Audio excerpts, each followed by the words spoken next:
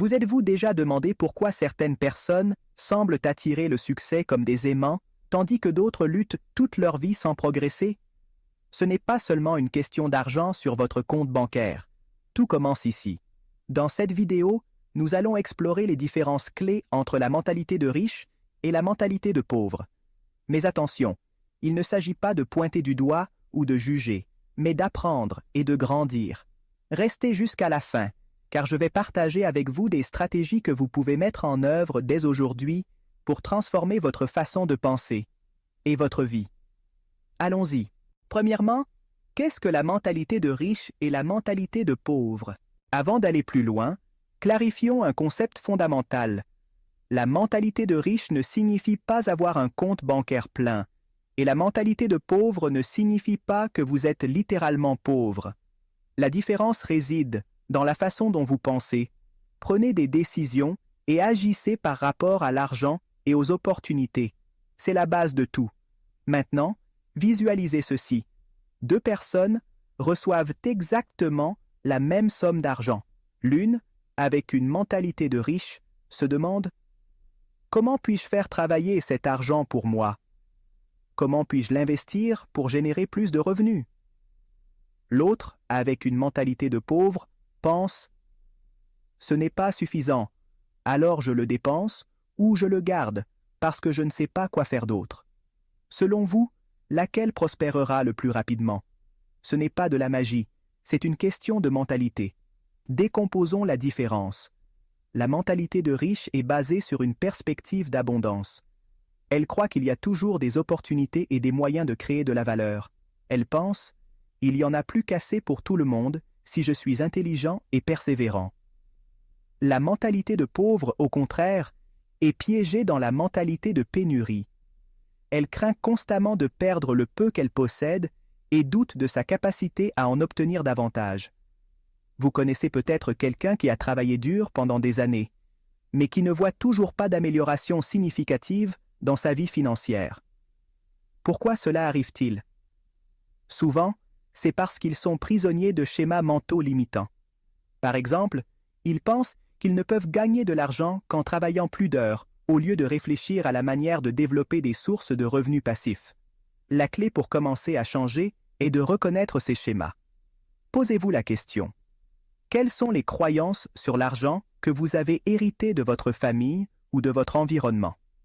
Vous poussent-elles vers le succès ou vous limitent-elles? Deuxièmement, croyances sur l'argent. Parlons maintenant des croyances. Ce que vous pensez de l'argent détermine ce que vous en faites. Et croyez-moi, cette différence est plus puissante qu'il n'y paraît. Pensez à cette affirmation. L'argent est la racine de tous les maux. Avez-vous déjà entendu cela? Probablement oui. Mais quel est le point de vue opposé? La mentalité de riche croit que l'argent est un outil pour créer la liberté, l'impact et plus d'opportunités. Quand j'étais enfant, un ami de la famille disait toujours « L'argent ne fait pas le bonheur ». Mais un autre disait « L'argent peut acheter la liberté, et avec la liberté, vous pouvez rechercher le bonheur ». Vous remarquez la différence? L'un se concentrait sur le côté négatif de l'argent, l'autre sur la façon de l'utiliser pour créer un meilleur style de vie. Devinez qui vivait le plus sereinement financièrement. La mentalité de pauvre voit l'argent comme quelque chose qui doit être contrôlé par peur. Je ne peux pas dépenser parce qu'ensuite je n'en aurai plus. L'argent est quelque chose que seuls les chanceux possèdent. De notre côté, la mentalité de riche adopte une relation de confiance avec l'argent. L'argent est abondant et je peux apprendre à le générer. Si je m'éduque et que je prends de bonnes décisions, je peux utiliser l'argent pour construire quelque chose de durable. Action concrète pour vous. Faites une liste des phrases qui vous viennent à l'esprit lorsque vous pensez à l'argent. Sont-elles limitantes ou vous responsabilisent-elles? Si la plupart vous freinent, il est temps de reprogrammer votre mentalité. Vous avez compris comment vos croyances affectent votre relation avec l'argent. Voyons maintenant comment ces croyances influencent vos décisions financières quotidiennes. Troisièmement, décisions à court terme versus long terme. Les décisions financières sont le reflet direct de votre mentalité. La principale différence entre une mentalité de riche et une mentalité de pauvre est la façon dont elles perçoivent le temps. Mentalité de pauvre. recherchent la gratification immédiate. Si j'ai de l'argent maintenant, pourquoi ne pas le dépenser? Ou pire encore, ils ont l'impression que l'argent leur brûle les doigts, comme s'il était destiné à disparaître. Mentalité de riche. Vois l'argent comme une graine. Chaque euro peut être planté pour générer plus de valeur à l'avenir. Supposons que vous receviez une prime de 500 euros. Avec une mentalité à court terme, vous dépenseriez probablement cet argent pour une nouvelle console de jeux vidéo ou pour des dîners avec des amis. Mais quelqu'un avec une mentalité de riche penserait « Quel investissement puis-je faire qui me générera des revenus passifs? Puis-je en utiliser une partie pour une formation qui m'apprendra de nouvelles compétences? » Chaque fois que vous êtes tenté de faire un achat impulsif, arrêtez-vous et demandez-vous « Cette décision me rapproche-t-elle de mes objectifs à long terme ou me procure-t-elle seulement une satisfaction momentanée? » Tenez un journal de ces réflexions et observez comment votre comportement évolue avec le temps.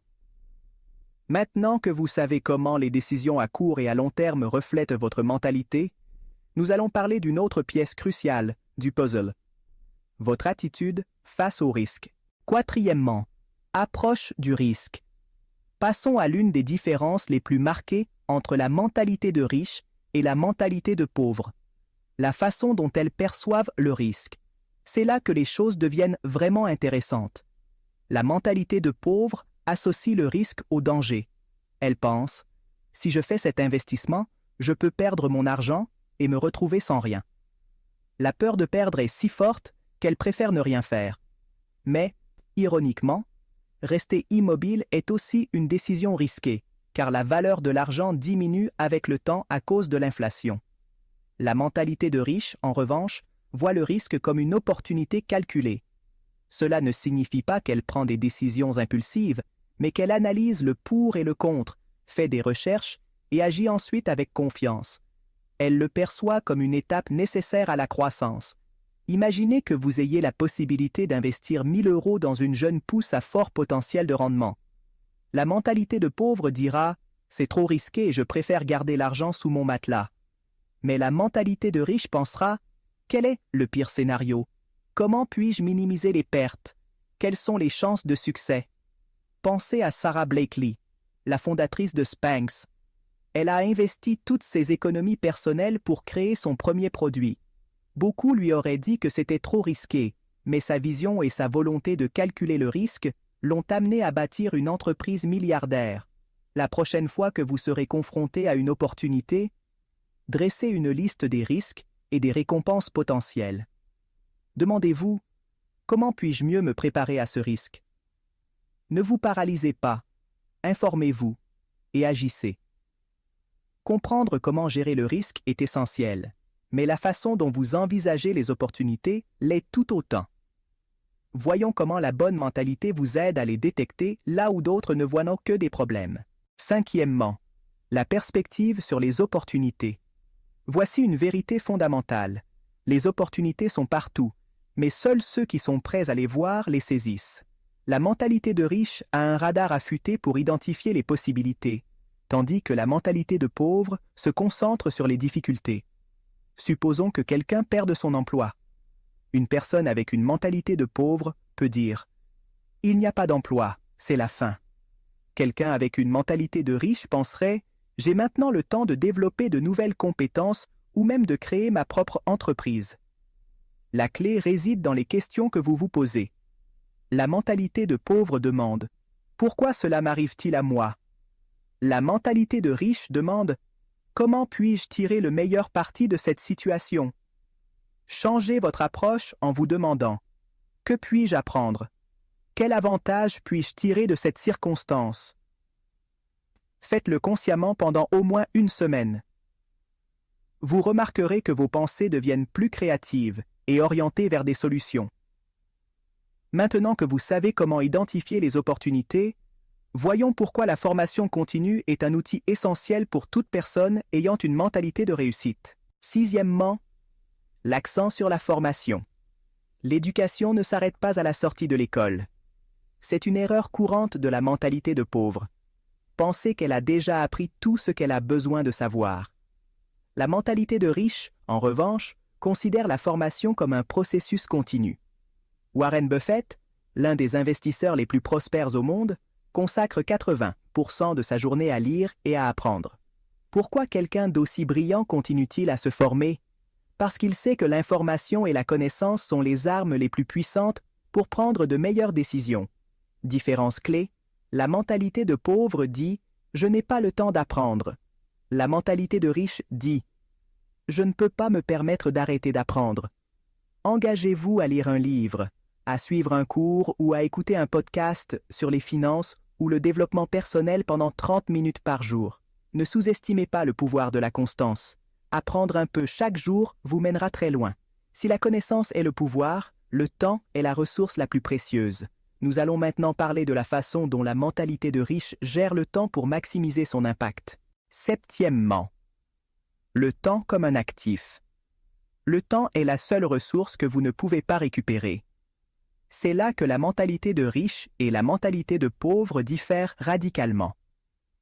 La mentalité de pauvre a tendance à échanger directement du temps contre de l'argent. Elle travaille plus d'heures pour gagner plus, sans penser aux alternatives. Cela limite sa croissance car le temps est limité. Il n'y a que 24 heures dans une journée. La mentalité de riche cherche des moyens de multiplier son temps. Elle délègue des tâches, automatise des processus et crée des systèmes qui génèrent des revenus, même lorsqu'elle ne travaille pas activement. Par exemple, un entrepreneur peut embaucher du personnel ou utiliser la technologie pour gérer les opérations, libérant ainsi du temps pour se concentrer sur la stratégie et la croissance.